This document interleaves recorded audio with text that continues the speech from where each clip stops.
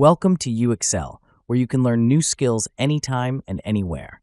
Visit uxl.com to explore our full course selection. This lesson is part of a larger course. Check the video description below for a link to the full course where you can enroll. If you enjoy our content, please like and subscribe. For your convenience, the course cover displayed on your screen provides the complete course title and lesson title. Let's proceed with the lesson. Lesson: Implementing Anti-Discrimination Policies. Implementing anti-discrimination policies is a critical component of global HR compliance and risk management, particularly for professionals pursuing the Global Professional in Human Resources certification. Discrimination in the workplace can manifest in various forms, including but not limited to race, gender, age, disability, sexual orientation, and religion. Effective anti-discrimination policies are essential to foster an inclusive and equitable work environment, comply with legal requirements, and mitigate potential risks associated with discriminatory practices. The first step in implementing anti-discrimination policies is understanding the legal framework that governs discrimination in different jurisdictions. Internationally, several conventions and treaties set the standards for anti-discrimination, such as the International Labor Organization Discrimination Convention, 1958, which calls for the elimination of discrimination in employment and occupation. Additionally, the United Nations Universal Declaration of Human Rights underscores the right to equality and non-discrimination. These international instruments are often mirrored in national legislation, reinforcing the necessity for organizations to align their policies with both global and local legal standards. Organizations must also consider the cultural context in which they operate. Cultural norms and values can influence perceptions of discrimination and inclusivity. For instance, gender roles may vary significantly across different cultures, affecting how gender discrimination is perceived and addressed. Therefore, a one-size-fits-all approach to anti-discrimination policies is ineffective. Instead, organizations should develop policies that are adaptable to diverse cultural contexts while maintaining the core principles of equality and non-discrimination. To develop a robust anti-discrimination policy, organizations should start with a thorough assessment of their current practices and culture. This involves conducting surveys, focus groups, and audits to identify areas where discrimination may occur.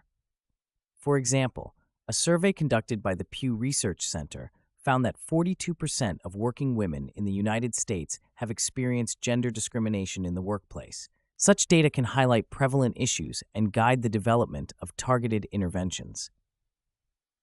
Once the assessment is complete, the organization should draft a comprehensive anti-discrimination policy that clearly defines what constitutes discrimination, outlines reporting procedures, and specifies the consequences of discriminatory behavior.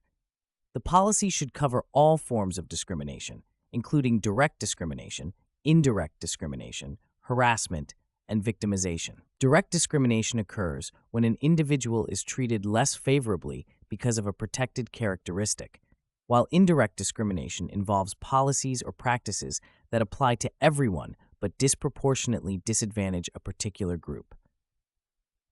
Effective communication of the policy is crucial to ensure that all employees are aware of their rights and responsibilities.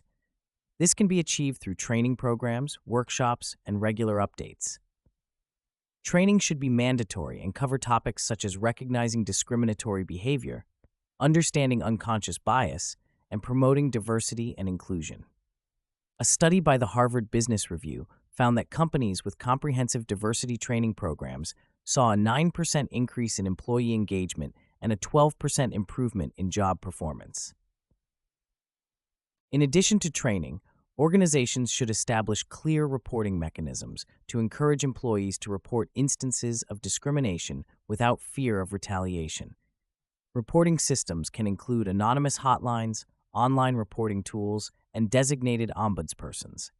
It is essential to ensure that all reports are taken seriously and investigated promptly. Transparency in the investigation process and confidentiality for the complainant are critical to maintaining trust in the system.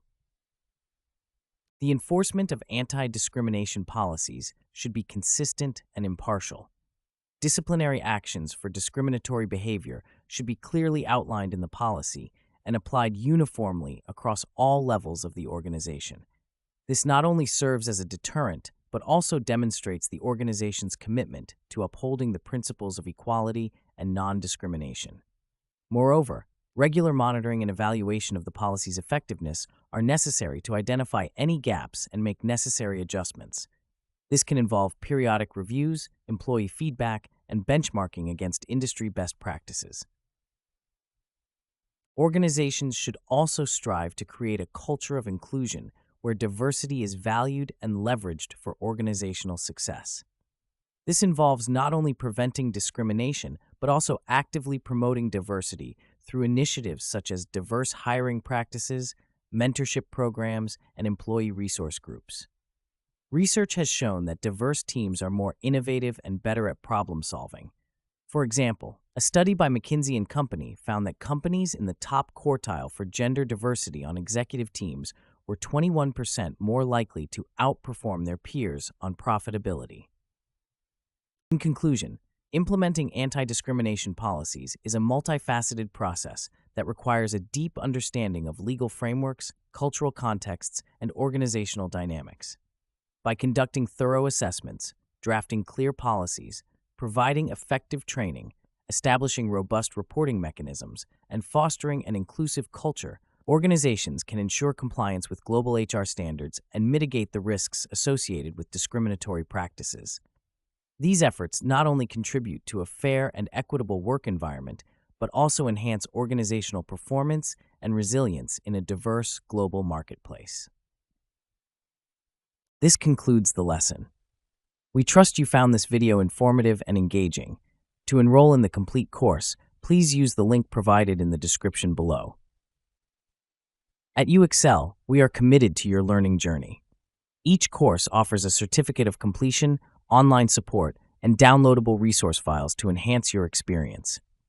If you found our content valuable, we invite you to like this video and subscribe to our channel. Thank you for joining us, and we look forward to supporting your continued pursuit of knowledge.